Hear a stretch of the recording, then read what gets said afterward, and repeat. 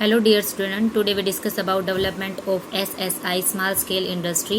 Small scale industry वो industry होती है जो या तो बैकवर्ड एरिया में होती है या छोटे छोटे गाँव में जो डेवलप्ड जो इंडस्ट्री होती है उसको बोलते हैं small scale industry. A policy instrument to promote the goal of employment and equality. कहते हैं कि जो स्मॉल स्केल इंडस्ट्री है उसको प्रमोट करने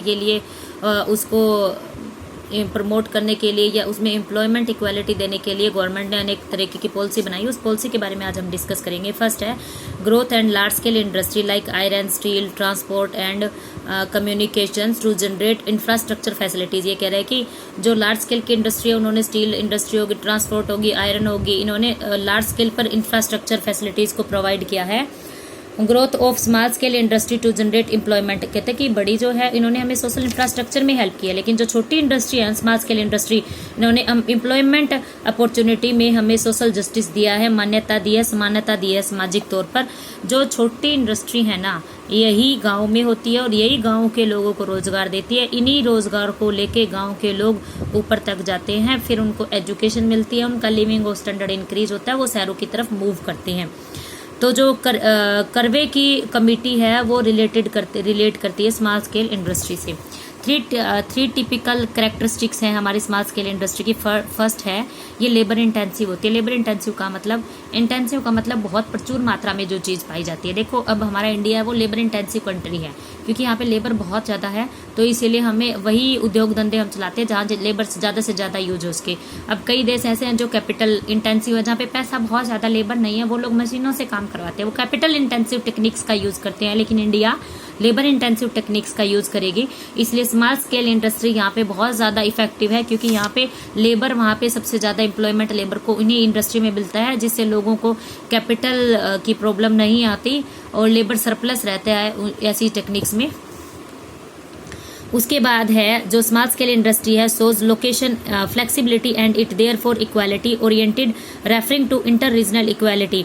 ये कह large scale industry like Bhilai steel और Rourkela steels is often establish close to source of raw material. ये कहता है कि जो बड़ी बड़ी इंडस्ट्री है ना, राउरकेला होगी, भिलाई इस्पात के अंदर होगी, ये एक ही जगह पे स्टैब्लिश कर सकते हैं, इनको एक जगह से दूसरी जगह पे मूव नहीं करवा सकते. लेकिन जो स्मॉल स्केल इंडस्ट्री है ना उनको हम एक जगह से दूसरी जगह पे अच्छी तरीके से बहुत ही कम एफर्ट्स के साथ एक जगह से दूसरी जगह पे उसको चेंज कर सकते हैं, टर्न कर सकते हैं. Small scale industry need small investment and there for equality oriented referring to equality across different section to the society. वो कह रहा है कि जो स्मॉल स्केल इंडस्ट्री है उसमें हमें बहुत ज्यादा इन्वेस्टमेंट की भी जरूरत नहीं होती, छोटे से इन्वेस्टमेंट के साथ हम उसको स्टार्ट कर सकते हैं और उसको लार्ज स्केल पर, बड़े स्केल की इंडस्ट्री में उसको हम कन्वर्ट कर सकते हैं. उसके बाद है salient features of the strategy of industrial growth during the period of 1950 to 1990 and its goods and bad effects. वो कहता है कि 1950 से 1990 तक एक स्ट्रेटेजी बनाई है इंडस्ट्रियल ग्रोथ की, उसके कुछ गुड इफेक्ट भी हुए थे, कुछ बैड इफेक्ट भी हुए थे. गुड इफेक्ट देखो, public enterprises were to play एक central role in the process of industrialisation. जो गवर्नमेंट है उसने इंडस्ट्रियलाइजेशन के प्रोसेस को मेन रोल प्ले किया है क्योंकि गवर्नमेंट ही वेलफेयर के लिए काम करती है, प्राइवेट सेक्टर तो अपने प्रॉफिट के लिए काम करता है.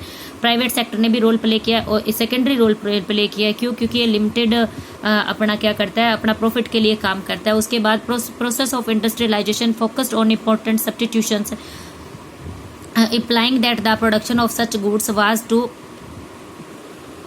Process of industrialisation focused on import substitution. कहते हैं कि वो इम्पोर्ट के सब्स्टिट्यूशन पे है.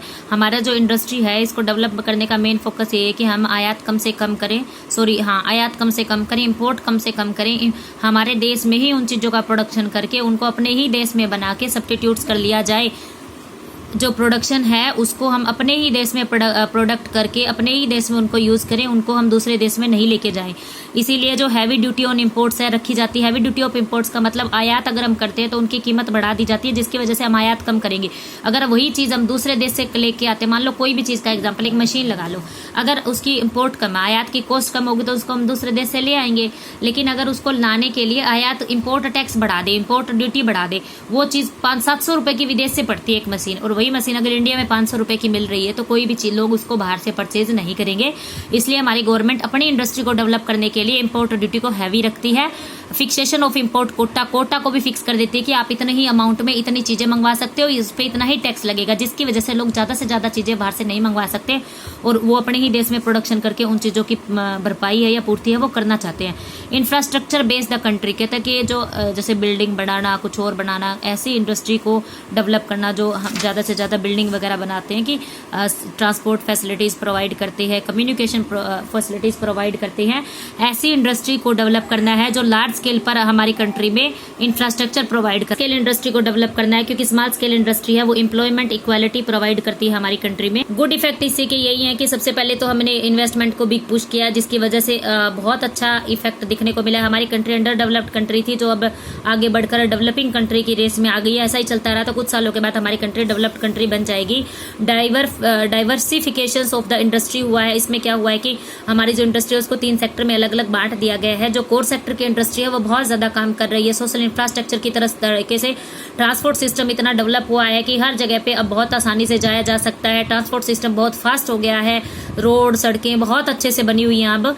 Growth of large scale industry, Rourkela, Bhilai steel plants infrastructure shift to the Indian economy, कहता है कि जो राउरकेला इस्पात केंद्र है, भिलाई है, इन्होंने हमारी कंट्री के जो इंफ्रास्ट्रक्चर है उसको लो लेवल से शिफ्ट करके अपर लेवल तक वो लोग लेके गए हैं। क्योंकि हमारे देश का जो एक्सपोर्ट है, मैक्सिमम एक्सपोर्ट है, उसका 40% इसी सेक्टर से हो जाता है। इसीलिए ही जो लार्ज स्केल की इंडस्ट्री है वो राउरकेला जो और भिलाई स्टील प्लांट्स हैं, इन्होंने इसको इम्प्रूव किया है। लास्ट एंड इसका पॉइंट यही है कि growth of small scale industry है made a subsistence contribution to achieving the objective of growth of social justice, कि इसने सोशल जस्टिस किया है, जो अमीर और गरीब की खाई है उसको भरने का एक बहुत अच्छा काम किया है इंडस्ट्रियल पॉलिसी ने। उसके बाद है बैड इफेक्ट। बैड इफेक्ट इसी का यही है कि जो इसमें टारगेट डिसाइड किए जाते हैं वो टारगेट इसमें ये नहीं अचीव किए जाते। करप्शन के कारण, लोगों की बहुत ज़्यादा पॉपुलेशन के कारण, इन्वेस्टमेंट के लीकेज के कारण जो हमने टारगेट डिसाइड किए थे वो कभी भी अचीव नहीं हो पाए। Achieve international standard of production equality, कहता है कि प्रोडक्शन की इक्वालिटी भी कभी नहीं मिली। जो कुछ एक आधा सेक्टर ऐसा है जहाँ पे डेवलपमेंट होती जा रही है। जो स्मॉल स्केल इंडस्ट्री है उन पर भी इतना इन्वेस्टमेंट नहीं हो रहा, वो वैसे ही पिछड़ी हुई है जैसे वो पहले थी। Saving foreign exchange through import substitution, वो कहता है कि जो इम्पोर्ट सब्स्टिट्यूशन है, यानी कि बाहर से चीज़ें कम मिलाकर अपने देश में चीज़ों का ज़्यादा उत्पादन करना, ये चीज़ अभी भी पूरी तरीके से वर्क नहीं कर पाई। अभी भी हमारे देश में बहुत ज़्यादा ऐसी चीज़ें हैं जिनको हम बाहर से आयात करते हैं, इंपोर्ट करते हैं। ठीक है, तो आज हमने पढ़ा है इंडस्ट्रियल डेवलपमेंट चैप्टर। इससे रिलेटेड आपको कोई डाउट हो तो आप मुझसे कभी भी कॉन्टैक्ट कर सकते हैं। डियर स्टूडेंट्स, आप लोगों के बहुत कम डाउट आ रहे हैं। मैं चाहती हूँ ज़्यादा से ज़्यादा आप डाउट लो, ज़्यादा से ज़्यादा आप क्लियर करो। हमारा कल टेस्ट होगा, टेस्ट के लिए प्रिपेयर रहना। Thank you.